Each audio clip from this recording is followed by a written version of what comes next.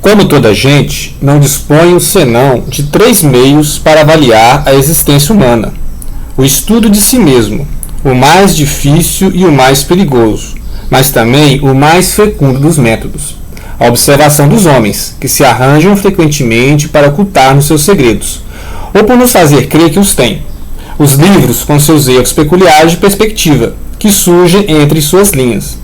Li quase tudo que nossos historiadores, poetas e narradores escreveram, embora esses últimos tenham reputação de frívolos. A todos devo talvez mais informação do que as recolhidas nas mais diversas situações da minha própria vida. A palavra escrita ensinou-me a apreciar a voz humana, tanto quanto a grande imobilidade das estátuas levou-me a valorizar os gestos.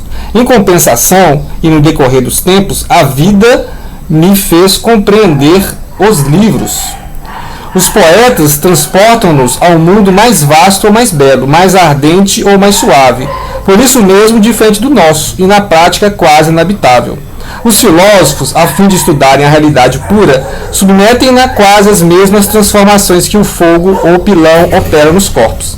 Nada de um ser ou de um fato, tal como o conhecemos, parece subsistir nesses cristais ou nessas cinzas. Quanto à observação de mim mesmo, a ela me obrigo não só para entrar num acordo com o indivíduo junto ao qual serei obrigado a viver até o final, como também porque uma intimidade de quase 60 anos comporta não outras probabilidades de erro.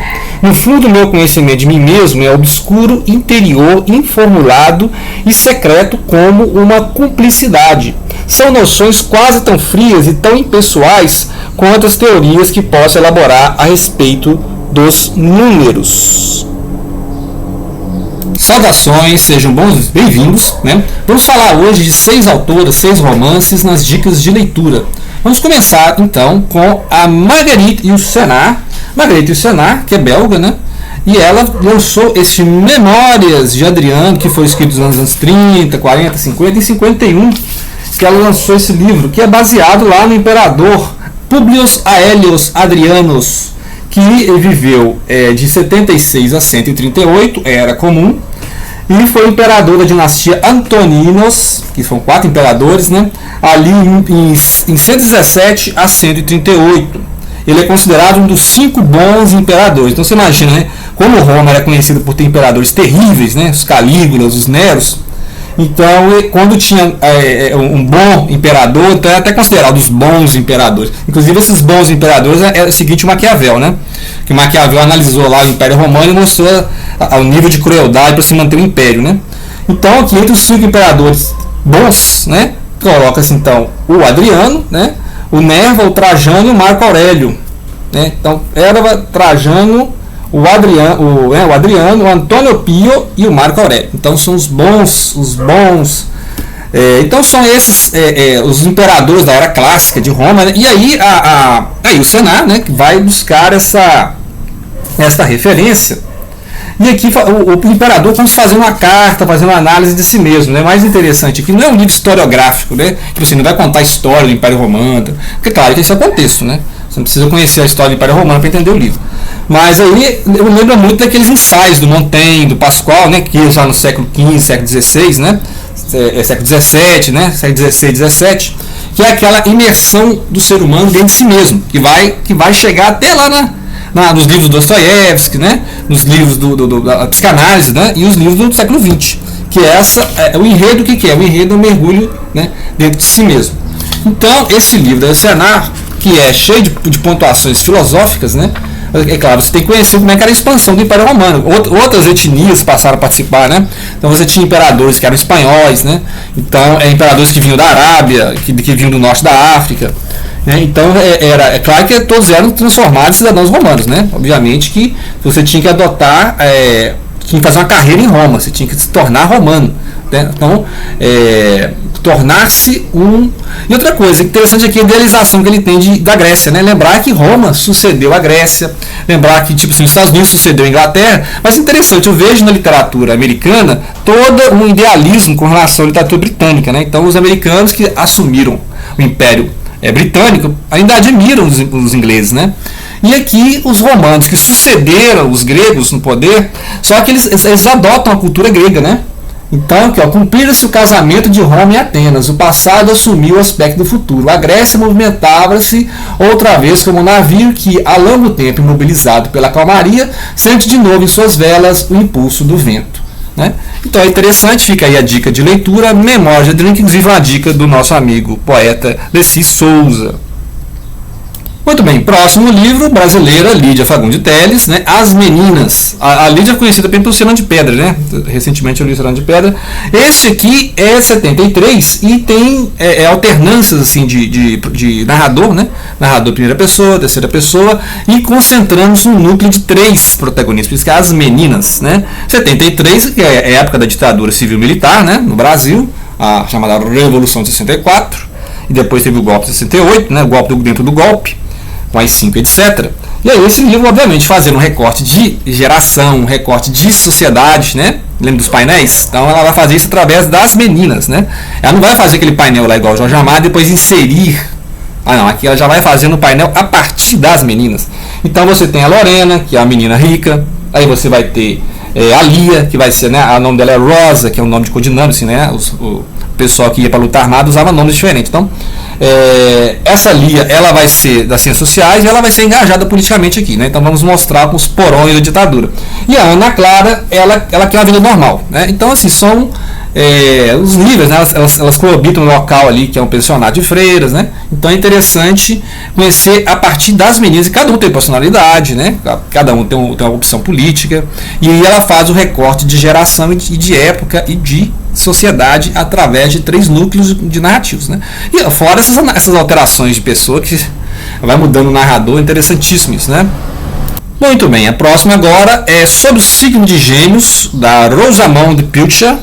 Ela é britânica, né? Nasceu lá no sul da Inglaterra, ali, né? No Reino Unido, e foi para a Escócia e tal. Então ela conhece, as narrativas dela geralmente habitam os 2 mundos, né?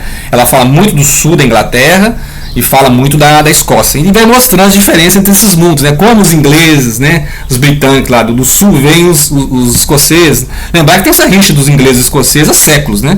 Então, a gente acha que é tudo igual, mas o escocês é de um jeito. O escocês é aquele cara do interior, nas montanhas, o mineiro, né?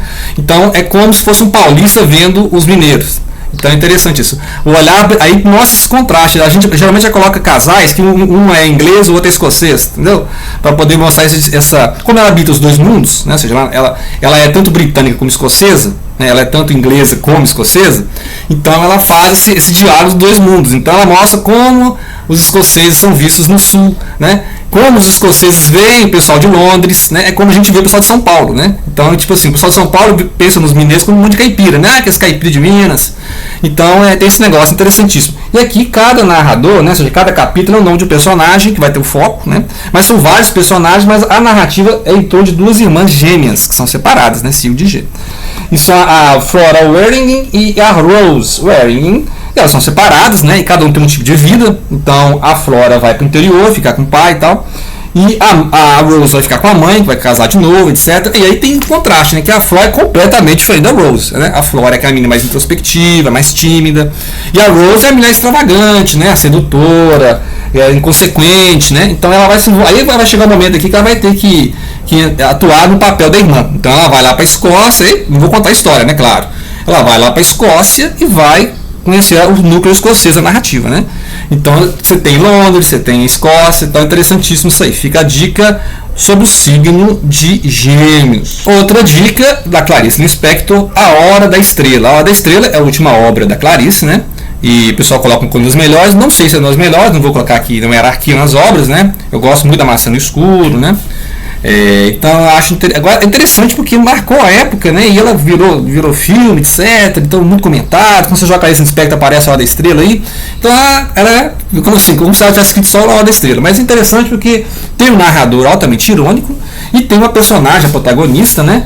Que é a mocinha retirante, vem para a cidade grande. Aí mostra esses contrastes. Cidade grande, né? Ela vai sofrendo a pressão da cidade grande, a solidão. Porque imagina, você vem do interior, né? A retirante vem do norte, do nordeste, né? Norte e Nordeste, e passa a viver na cidade grande, né? Pode ser São Paulo, pode ser Rio, né? A questão é, o contraste da vida simples, a vida ingênua, com a vida atribulada, correria total da vida urbana.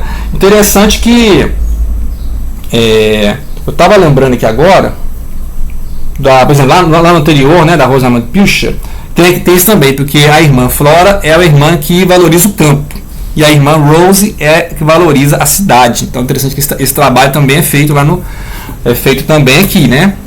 Esse negócio esse contraste interior, cidade grande, né? Escócia, Inglaterra. Aqui é essa diferença do rico e do pobre, né? Do Nordeste e do Sudeste, né? E aí, claro que você, né, não pode confiar muito no narrador, né? Tipo assim, fica imaginando outra narração para Macabeia, mas não é para ter compaixão da Macabeia, entendeu? Ela faz um recorte mesmo de geração aqui, não é para ser, que dó da Macabeia, né? Como o pessoal fala, ok? Então fica aí a dica. Memorial de Maria Moura, Raquel de Queiroz, anos 90, que virou até minissérie da Globo, né? Clássico, assim, já fizeram rapidinho minissérie. E é interessante que eu lembrei da Memorial da Maria Moura, Memorial da Maria Moura, ao trava-língua, hein? Memorial da Maria Moura. Eu lembrei desse livro quando eu estava falando lá das personagens do século XX, né? De ter colocado naquela série. Então eu vou colocar aqui, né? Que é isso, uma personagem marcante do século XX, da Raquel de Queiroz, que é aquela mulher que vira cangaceira, né? A mulher que está lá, sofreu na vida, perdeu a família, e aí o pessoal quer tomar as terras dela, porque ela ficou órfã, né? Então o pessoal quer lá montar uma... E ela sai pelo campo, já que o sertão é perigoso, então, né? O sertão é perigoso, então vamos seguir a lei do sertão, né? Que é mais ou menos lá o Grande Sertão Veredas, né? Que o personagem, ele passa a servir o meio, né? Ele segue o meio em que ele vive. Então você não pode ser muito gentil no sertão, né?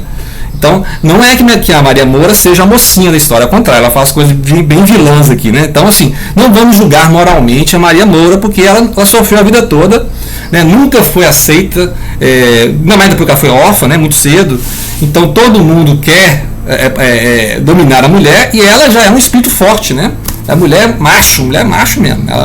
Ela domina todo mundo lá, todo mundo respeita, porque ela tem as ideias próprias e se defende, né? Então, essa aí é a Maria Moura. Sertão é perigoso, hein? Maria Inês fez uma pausa, avaliou o silêncio na ponta da língua e sentiu seu gosto doce azedo, como a das balas de tamarindo. Depois prosseguiu, competente contador de histórias, narrando como a minguada população da pacífica Jabuticabás enfureceu-se. Levantou-se como uma onda, invadiu a delegacia e linchou o assassino no meio da rua, com paus, pedras e depois fogo.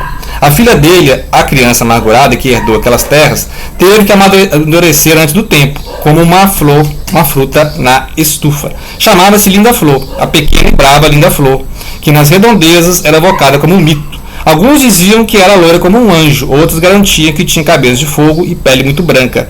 Ou então era morena como uma índia, de cabelos grossos e lisos. Ora era dissimulada como a mãe, ora era violenta como o pai, ora era suave e louca. As informações sobre o seu atual paradeiro também variavam.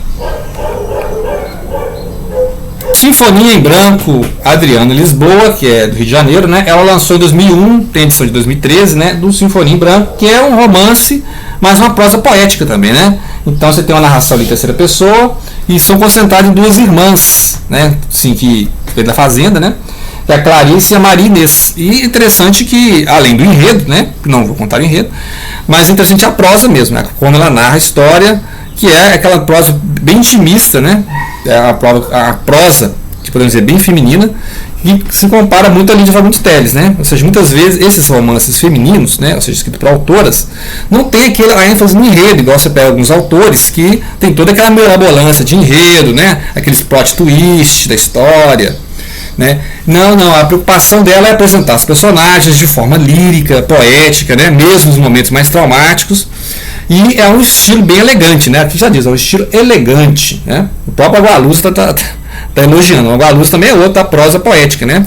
Ou seja, importa muito como você conta a história, não é o que está sendo contado, né? Você está contando aqui, porque tem os romances que tem muita preocupação com o enredo, né? Ou seja, o que está acontecendo, tantos personagens.